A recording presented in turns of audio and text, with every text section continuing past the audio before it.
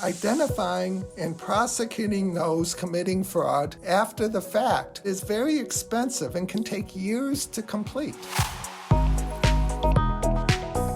Hi, and welcome to GAO's Watchdog Report, your source for news and information from the U.S. Government Accountability Office, celebrating 100 years of fact-based, nonpartisan government oversight. I'm Holly Hobbs.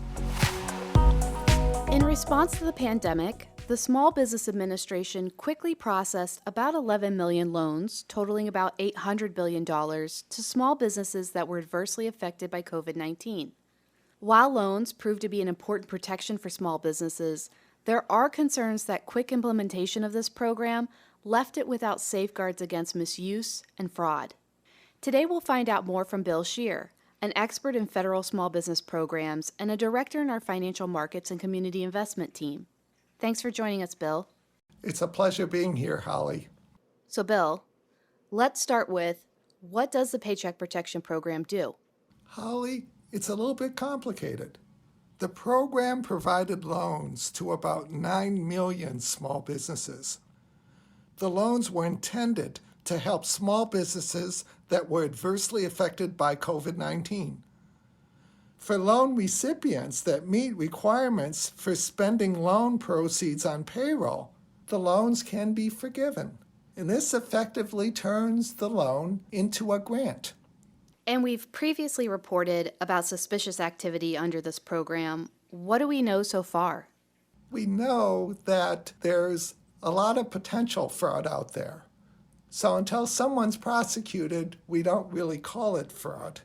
But the indications are stunning. There have been over 20,000 suspicious activity reports associated with the program that have been filed by financial institutions. The Department of Justice has announced fraud charges in over 130 fraud-related cases associated with the program. So that seems like a lot of suspicious activity for a program that's just a little over a year old. What is SBA doing to respond? We've been reporting on this program for over a year now. SBA started providing us information during the latter half of 2020, indicating that contractors would review loans already made using automated and manual processes to determine eligibility for those loans. We also reported actions by law enforcement agencies, including the Department of Justice and SBA's Office of Inspector General, to identify and prosecute entities that committed fraud. And so you just discussed ongoing reviews of loans that were made in 2020. Did SBA make any changes for loans issued in 2021? Yes, SBA did make a change. In February of 2021, there was new authorization that allowed more loans, and it allowed those businesses that already got one loan to get another loan. And in February, SBA started making upfront automated compliance checks for new first and second round loan applications. So this was the first case of actually requiring some verification before the loan was made. So let me ask this. With all the attention on fraud in the program, should SBA's attention be focused on preventing rather than just responding to fraud after the fact? You're making a very good point. Our focus has been on management practices that SBA should use to prevent fraud from occurring in the first place. Identifying and prosecuting those committing fraud after the fact, while this is important, it is very expensive and can take years to complete. So this is why we emphasize preventative measures to begin with. And businesses can ask for these loans to be forgiven. What are the requirements for that, and what's the process for making sure businesses meet those requirements? Borrowers are generally eligible for full loan forgiveness if 60% of the loan proceeds were used on eligible payroll cost. To receive full forgiveness, the borrower first makes an application to the lender. If the lender approves the application, it then sends it to SBA, and if SBA approves the lender's decision, it remits the appropriate forgiveness amount to the lender. And what are we hearing about this process? Although SBA developed tools such as a web portal and lender hotline, as part of our work, we conducted this very extensive survey of lenders.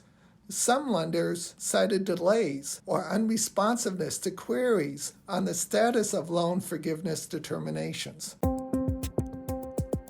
So Bill told us that the Paycheck Protection Program has played an important role in protecting small businesses affected by the pandemic, but that while the Small Business Administration has taken steps to improve its oversight of the program, there are still some weaknesses that need addressed. So Bill, did we make any recommendations to SBA? We've been reporting on this program for over a year now. And our previous recommendations included having SBA conduct a fraud risk assessment of the program. In this report, our recommendations include taking actions to complete a process for allowing lenders to claim the SBA guarantee when they have evidence the business ceased operations or declared bankruptcy. There are times when borrowers who receive these loans will go out of business, and this is a guaranteed loan, so there has to be a process for that. Our report also includes a recommendation to implement a process to ensure SBA responds to lender queries on the status of loan forgiveness determinations on a timely basis. And last question, what's the bottom line of this report? The Paycheck Protection Program was a response to very adverse impact from COVID-19 on millions of small businesses. It has been an extremely expensive program. To limit cost and ensure that the program serves the small businesses that are the intended beneficiaries, SBA has to take actions to improve the integrity of the program, manage fraud risk, and improve responsiveness to lenders and borrowers participating in a program. That was Bill Scheer talking about GAO's recent review of SBA's Paycheck Protection Program. Thanks, Bill. Thank you for having me, Holly. It's been a pleasure. And thank you for listening to the Watchdog Report. To hear more podcasts, subscribe to us on Apple Podcasts, Spotify, Google Podcasts, Stitcher, and more. And make sure you leave a rating and review to let others know about the work we're doing. For more from the Congressional Watchdog, the U.S. Government Accountability Office, visit us at gao.gov.